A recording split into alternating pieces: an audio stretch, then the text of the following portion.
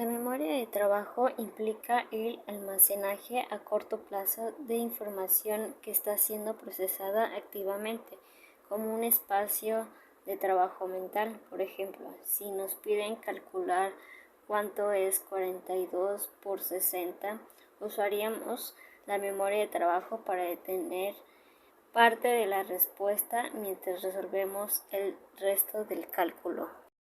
Entre los 5 y los 7 años, los lóbulos frontales del cerebro pasan por un desarrollo y reorganización significativos. Esos cambios hacen posible una mejor metamemoria, el conocimiento sobre los procesos de la memoria. Podemos ver la metamemoria como un pensamiento sobre la memoria. En otras palabras, implica el conocimiento de procesos de memoria y la reflexión sobre ellos.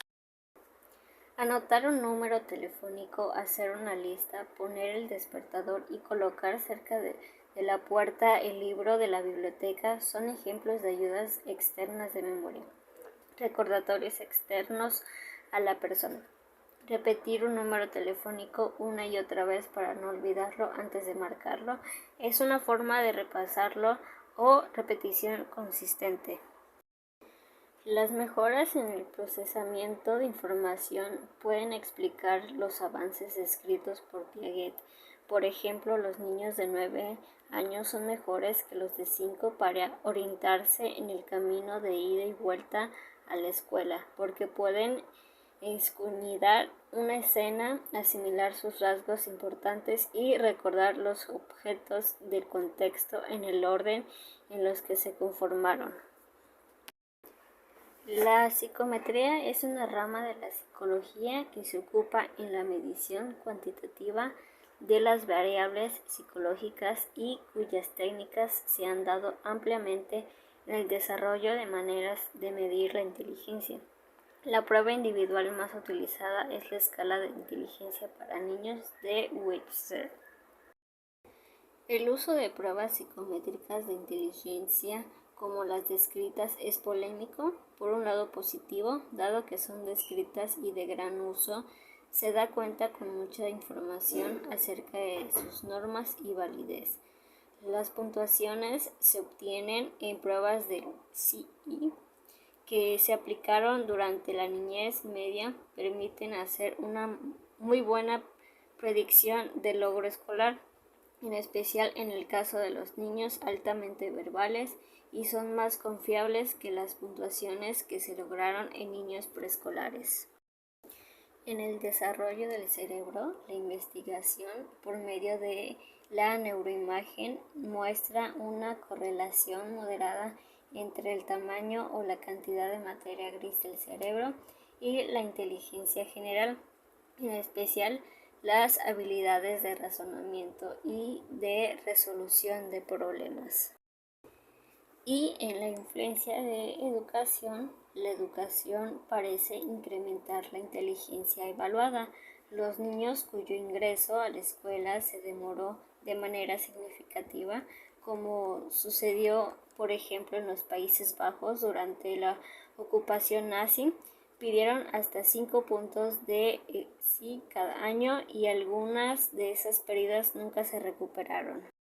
Desde una perspectiva histórica, las calificaciones de los niños negros eran en promedio 15 puntos menores que las de los niños blancos y se observaba un regazo comparable en las pruebas de aprovechamiento escolar. La inteligencia y la cultura se vinculan de manera inextricable y el comportamiento visto como inteligente en una cultura puede ser visto como tonto en otra.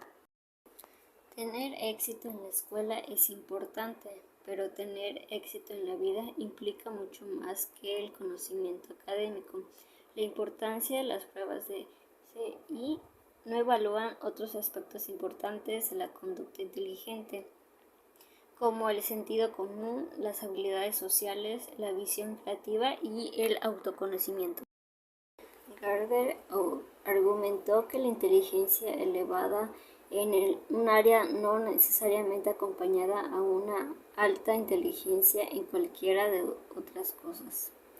Una persona puede ser superdotada en arte, precisión de movimiento y relaciones sociales. Mientras que Gardner segmentó la inteligencia con base en las áreas de habilidad, Sternberg, con su teoría triárquica, que la inteligencia se enfoca en los procesos involucrados en la conducta inteligente. Con este enfoque identifica tres elementos de la inteligencia: competencial, experimental y contextual. Mientras que Gardner segmentó la inteligencia con base en las áreas de habilidades, Sternberg, con su teoría triárquica, que la inteligencia se enfoca en los procesos involucrados de la conducta inteligente. Con este enfoque identifica tres elementos de la inteligencia: competencial, experimental y contextual. Es creativo, determina cómo se aproximan las personas a tareas nuevas o conocidas, le permite comparar la información nueva con la que ya conoce y que encuentra. En el elemento contextual, el infante ya puede tomar la decisión o ya puede analizar qué es lo que debe hacer en una situación, depende del contexto. Por ejemplo, el infante está en la escuela y ve que dos de sus compañeros comienzan a pelearse. Él ya tiene la capacidad de razonar y de pensar qué es lo que debería de hacer. En este caso podría quedarse ahí viendo como todos los demás mientras estos dos de sus compañeros están peleando, o ir y reportarlo con una autoridad para que la acción cambie y deje de ser un problema. Este tipo de evaluaciones va más como para identificar el nivel del proceso de información del infante. Asimismo, va de la mano de la teoría de Vygotsky. La teoría de Vygotsky es la que afirma que el desarrollo del ser humano está íntimamente ligado a su interacción con el contexto socio-histórico-cultural, es decir, que está en base de su desarrollo como individuo y aprendiz. Es decir, que la evaluación de la inteligencia del niño se refiere de una manera en la que, por ejemplo, hay niños que son más visuales, hay niños que son más auditivos, hay niños que aprenden de una manera autónoma. Entonces, esta parte se encarga de definir cuál es la manera, el nivel de aprendizaje y de inteligencia que tiene un niño, pues porque todo niño se desarrolla de diferente manera. Lenguaje y alfabetismo. Durante la niñez media sigue siendo un papel muy importante las habilidades lingüísticas, ya que los niños de la edad escolar pueden entender e interpretar mejor la comunicación oral y escrita, hacer entender. Estas tareas son especialmente difíciles para los niños que no son hablantes nativos del idioma, ya que ellos tienen como que en su lenguaje tiene otorgado ciertas autoridades para hablar, obviamente, su lenguaje, y por eso se les hace un poco difícil cambiarlo. Vocabulario, gramática y síntesis. A medida que crece el vocabulario en los años escolares, los niños usan cada vez más verbos más precisos. Aprenden como que la palabra correr puede tener más de un significado, y a partir de contextos pueden ya saber el significado que buscaban de la palabra. A la vez igual se apoyan como que los niños de las analogías y las metáforas, que por lo común designan una cosa, se compara o se aplica a otra. Por ejemplo, alas son a pájaros como piernas a humano. Ya a los 8 años la mayoría de los niños pueden entender correctamente la primera oración, y ya como a los 9 años casi todos los niños lo pueden hacer. Ahora buscando como que el significado de la oración, de toda la oración. La estructura de la oración se hace cada vez más complicada, ya que pues ellos van aprendiendo poco a poco y pues sí se les hace un poco complicado. Sin embargo, algunas partes de la oración puede empezar con sin embargo o aunque. Solo se vuelve común hasta el inicio de los adolescentes, que ya ellos pues ya entienden un poco más que los niños. Vocabulario, gramática y síntesis. El vocabulario en los años escolares, es decir, los niños usan verbos cada vez más precisos, como la palabra correr pueden tener más de un significado y que a partir del contexto de esa palabra pueden incrementar un significado buscado. Por otra parte, a los 6 años la gramática es bastante compleja. Es raro que los primeros años escolares los niños usen una voz pasiva, o sea que se expresen de una manera correcta. La comprensión, por otra parte, los del niño, de las reglas, de la síntesis, la manera en que las palabras se organizan en una frase y oración, incrementa su nivel de complejidad con el paso del tiempo. Por ejemplo, la mayoría de los niños menores de 5 a 6 años piensan que las oraciones, como un ejemplo podría ser, Pato le prometió a Marcos ir de compras y Pato le dijo a Marcos que fuera de compras, sin el significado que Marcos es el que debe ir a la tienda. O sea, como que los niños ya se empiezan a relacionar con los verbos y todo eso y con un vocabulario formal. Por otra parte, a los 8 años, la mayoría de los niños pueden interpretar correctamente la primera oración y a los 9 casi todos los niños pueden hacerlo. Ahora buscan el significado de la oración como todo lugar de enfocarse, solo el orden de las palabras, como que ya empiezan a implementar un orden de las palabras y cómo la manera en que se van a expresar. La estructura de la oración se hace cada vez más complicada, o sea, como que ya tienen como la manera de determinar cómo va a ser la oración. Los niños mayores usan oraciones subordinadas. Un ejemplo, por decir, el niño entrega un periódico, tocó el timbre. Sin embargo, en algunas construcciones, como las oraciones que empiezan con sin embargo y aunque, solo se vuelven comunes hasta el inicio de la adolescencia. O sea, como que todo va teniendo su edad y su tiempo para incrementar y tener un vocabulario concreto. Pragmática, el conocimiento sobre la comunicación. Es el área más importante del crecimiento lingüístico que ha tenido durante los años escolares. Se ha implementado la pragmática a lo que se refiere que es el uso práctico para comunicarse y el contexto social sobre el lenguaje. Incluye habilidades narrativas y de conversación. Existen grandes diferencias individuales entre dichas habilidades e incluso en algunos niños en la edad determinada como de 7 años son mejores conversadores que los adultos, a lo que se refiere que un niño de 7 años puede entablar una plática con otra persona, con un niño, debido a que tiene un conocimiento de fluidez lingüístico. Y de otra manera, los niños y las niñas cuando trabajan juntos, los niños solían tener afirmaciones como controladoras y provocar interrupciones negativas.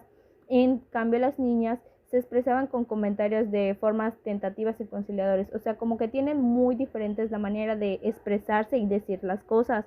Por otra parte, los niños tienen la capacidad de recordar las cosas de un cuento, agregar no sé más cosas sobre los personajes, cambiando la historia, implementando a otros personajes, dándole vida a un cuento diferente como a los que ya vieron. En lo que se basa es pensar cómo resolver el problema teniendo una capacidad de habilidad y narrar una historia nueva, a lo que se tiene que tienen un buen conocimiento y lo implementan cuando entablan otra plática con otra persona. Aprendizaje de un segundo idioma. Este enfoque evita la necesidad de ubicar a los niños de grupos minoritarios en grupos separados. Al valorar por igual a ambos idiomas, se refuerza la autoestima y se mejora el desempeño escolar. Otra ventaja es que los angloparlantes aprenden un idioma extranjero a una edad temprana, en lo que pueden adquirirlo con más facilidad. Cabe mencionar que, como nuestro idioma original es el español, suelen aprender el inglés y en esta etapa es muchísimo más fácil, ya que apenas están empezando. Aprendizaje de la lectoescritura. Como sabemos, durante esta etapa, los niños cuando están más pequeños ya están aprendiendo a hablar. En la primaria les enseñan palabras básicas. Cuando estos pasan a la primaria, ellos aprenden tanto a leer como a escribir. A lo mejor al principio ellos por pues se les complica un poco, pero aquí desarrollan estrategias pues que cada vez son más complejas. Aquí ya empiezan a entender lo que leen, a utilizar palabras que, o sea, un poco más complejas, tienen, o sea, entienden esos pensamientos que quiere dar la lectura y tienen esos sentimientos en esta etapa. El enfoque tradicional denominado enfoque fonético, el niño examina la palabra y la traduce de la forma impresa a la palabra antes de recuperarla de la memoria a largo plazo. El enfoque del lenguaje total destaca la recuperación visual y el uso de claves contextuales. Este enfoque se basa en la creencia de que los niños pueden aprender a leer y escribir de manera natural, de la misma manera en la que aprenden a entender y usar el habla. El niño en la escuela. Las primeras experiencias escolares son cruciales para crear las condiciones para el éxito o el fracaso futuros. Veamos la experiencia en primer grado. Luego examinaremos las influencias en el rendimiento escolar. El ingreso a primer grado marca el ingreso a la escuela regular. Es un hito en el desarrollo académico. Para lograr el máximo progreso académico, un niño necesita participar de lo que sucede en clase. Interés, la atención y la participación activa se asocian de manera positiva con las calificaciones que obtuvieron en pruebas de rendimiento e incluso más con las notas o calificaciones que asignan los maestros de primero a cuarto grados por lo menos. Además de las propias características de los niños, cada nivel del contexto de su vida, de la familia inmediata a lo que sucede en el aula hasta los mensajes que el niño recibe de sus iguales y de la cultura mayor, influye en su funcionamiento escolar. Las creencias de autoeficacia. Se podría decir que su actitud incluía un constructo denominado autoeficiencia. Los estudiantes que poseen una elevada autoeficiencia se creen que pueden dominar el trabajo escolar y regular su aprendizaje. Tienen mayor probabilidad de triunfar que en los que no creen en sus habilidades. Los aprendices autorregulados se esfuerzan, persisten a pesar de las dificultades y buscan ayuda cuando es necesario. Las prácticas de crianza. Los padres de los niños con alto rendimiento crean un ambiente para el aprendizaje, proporcionan un lugar donde estudiar y guardar los libros y materiales, establecen horarios para las comidas, para dormir, para hacer la tarea, supervisan cuántas horas de televisión ven sus hijos y lo que estos hacen después de la escuela. También muestran interés en la vida de sus hijos cuando hablan con ellos acerca de la escuela y participan en las actividades escolares. Los estilos de crianza pueden influir en la motivación y por qué consiste en el éxito escolar. El temperamento del niño interactúa con el estilo de La posición socioeconómica puede ser un factor importante en el logro educativo. La posición socioeconómica puede ser un factor importante en el logro educativo, no por sí misma, sino a través de su influencia en la atmósfera familiar, la elección del vecindario y las prácticas de crianza en las expectativas de los padres hacia sus hijos. La aceptación de los niños. Los niños que son queridos y aceptados por sus iguales suelen desenvolverse mejor en la escuela. La identificación temprana por parte de los maestros de los niños que muestran problemas sociales podría dar lugar a intervenciones que mejoren los resultados académicos, emocionales y sociales de estos niños. El propósito de los métodos educativos es canalizar el financiamiento federal a programas y prácticas basados en la investigación y otorgar especial importancia a la lectura y las matemáticas. Cada año se evalúa a los estudiantes de tercer al octavo grado para evaluar si están cumpliendo los objetivos estatales de progreso. Los alumnos que no logran cumplir los estándares estatales pueden ser transferidos a otra escuela. Tamaño del grupo. La mayor parte de los educadores piensa que en el grupo pequeño es un factor clave para el aprovechamiento, sobre todo en los primeros grados, aunque los hallazgos sobre este punto son diversos. Un estudio longitudinal encontró beneficios académicos duraderos para estudiantes asignados al azar en un grupo de cerca de 15 alumnos de jardín de niños a tercer grado, y en especial para los estudiantes con baja posición socioeconómica, una mayor probabilidad de concluir la preparatoria. Las innovaciones educativas. La promoción social, la práctica de aprobar o pasar el curso, promover a los niños para mantenerlos con sus compañeros de edad, aunque no hubiesen cumplido con los estándares académicos. Muchos observadores estuvieron de acuerdo con otros, advirtiendo que si bien en algunos casos la retención puede ser una llamada para espabilarse con una frecuencia, es el primer paso en una ruta de conformismo que conduce a menores expectativas sobre desempeño y deserción escolar. El uso de los medios. El acceso a Internet en escuelas públicas se ha disparado. En 1994, apenas el 3% de las aulas tenían acceso a Internet, en comparación con 94% en 2005. Sin embargo, menos niños afroamericanos, hispoamericanos e indígenas americanos que niños blancos y asiáticos, y menos niños pobres que niños que no lo son. Pueden utilizar esas tecnologías niños y niñas. Pasan más o menos el mismo tiempo haciendo uso de la computadora y de Internet. La influencia de los medios en el hogar también juega un papel en el desarrollo de los niños.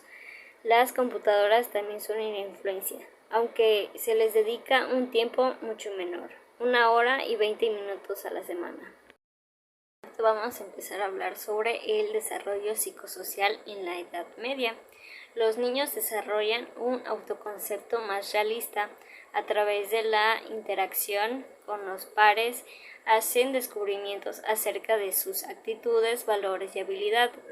El tipo de hogar en el que vive un niño, las relaciones que se establecen en el que tienen un efecto profundo en el desarrollo psicosocial. El yo en el desarrollo. El crecimiento cognitivo tiene un lugar durante la niñez media, permite a los niños desarrollar conceptos más complejos de sí mismos y mejorar la comprensión y el control emocional. El desarrollo del autoconcepto. Sistemas de representacionales. En las primeras etapas del desarrollo, los niños pequeños tienen dificultades con los conceptos abstractos y con la integración de las varias dimensiones del yo. Sus autoconceptos se concentran en atributos físicos, posesiones y descripciones globales. Sin embargo, alrededor de los 7 u 8 años, los niños alcanzan la tercera etapa del desarrollo del autoconcepto.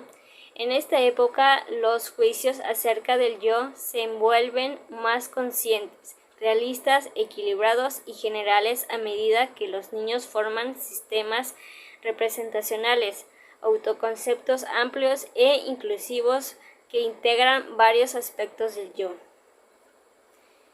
El crecimiento emocional y la conducta prosocial. A medida que los niños crecen, toman más conciencia de sus sentimientos y de lo que otras personas pueden regular o controlar mejor sus emociones y responder al malestar emocional de otros. A los 7 u 8 años es común que tengan conciencia de los sentimientos de vergüenza y de orgullo, así como una idea más clara de la diferencia entre culpa y vergüenza.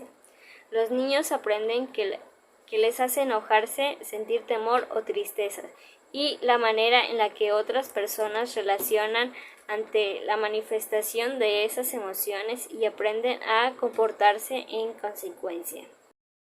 El niño en la familia. Los niños de edad escolar pasan más tiempo fuera de casa en visitas y actividades sociales con sus padres que cuando eran más pequeños. También pasan más tiempo en la escuela y en los estudios y menos en las comidas familiares. Para entender al niño en la familia es necesario examinar el ambiente familiar, su atmósfera y su estructura. Los problemas de crianza del control de la corregulación. Los bebés no deciden mucho lo que les sucede, están expuestos a lo que sus padres deciden exponerlos y experimentan lo que sus padres deciden que deben experimentar. La atmósfera familiar. Un factor que contribuye a configurar la atmósfera familiar es la presencia de conflictos. La exposición a situaciones violentas y conflictivas es perjudicial para los niños. Las conductas de internacionalización e externalización. En una familia monoparental. La familia monoparental son resultados del divorcio. A los niños en las familias monoparentales suelen ir bastante bien en general, pero tienen un regazo social y educativo en la relación con sus padres que viven con ambos padres. La vida en una familia cohabita. Las familias que cohabitan son similares en muchos sentidos a las familias casadas, pero los padres suelen tener más carencias. Por lo general, sus ingresos y educación son menores. Informan que las relaciones malas y tienden a más problemas de salud mental. Y vivir en una familia reconstruida. A la larga, la mayoría de los padres divorciados vuelven a casarse. En algunas ocasiones, la presencia de un padrastro es beneficiosa para los niños, que suelen tener más dificultades que las niñas para ajustarse al divorcio y para vivir con una madre soltera. La vida con padres homosexuales. No existe diferencia consistente entre los padres homosexuales y heterosexuales en cuanto a la salud emocional o a las habilidades y actitudes hacia la crianza. Las familias adoptivas. Al adoptar un niño implica desafíos especiales, integrar al niño a la familia, explicarle la adopción, ayudarlo a desarrollar un sentido sano y el yo, y tal vez ayudarlo a encontrar y entrar en contacto con sus padres biológicos. Las relaciones entre hermanos. Las relaciones entre hermanos pueden ser un laboratorio para la solución de conflictos.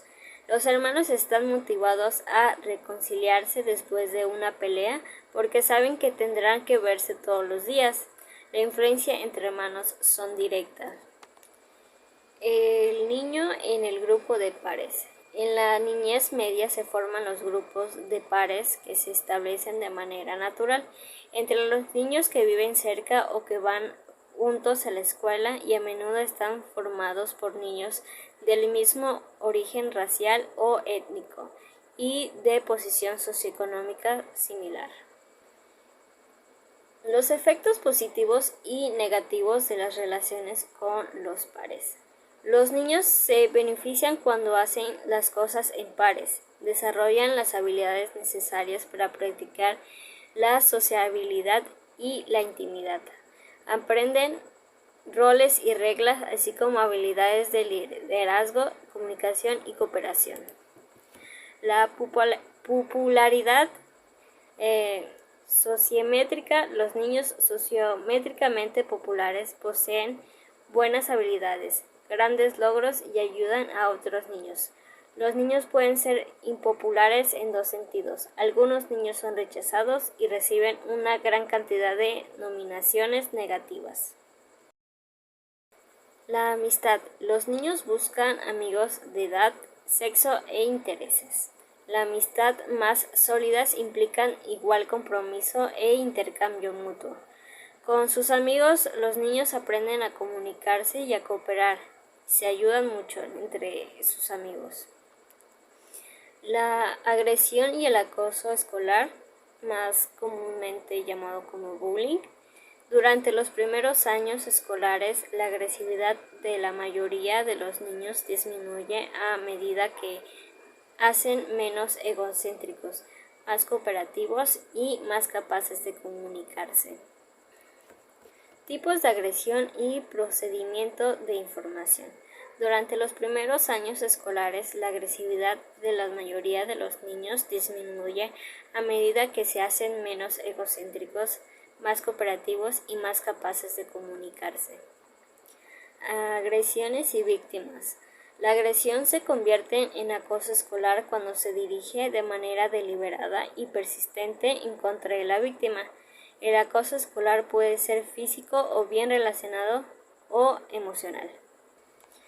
La salud mental. El término salud mental es inexacto porque por lo general se refiere a la salud emocional. Aunque la mayoría de los niños muestran un buen ajuste, por lo menos 1 de cada 10 niños y adolescentes tiene un trastorno mental diagnosticado bastante grave como para ocasionar cierto impedimento. Los problemas emocionales más comunes de los niños con problemas emocionales, conductuales y del desarrollo suelen pertenecer a un grupo poco atendido en comparación con otros niños con necesidades especiales de atención médica. Es más probable que sus condiciones afecten sus actividades cotidianas y los hagan faltar a la escuela. A menudo tienen condiciones físicas crónicas. La fobia escolar y otros trastornos de ansiedad.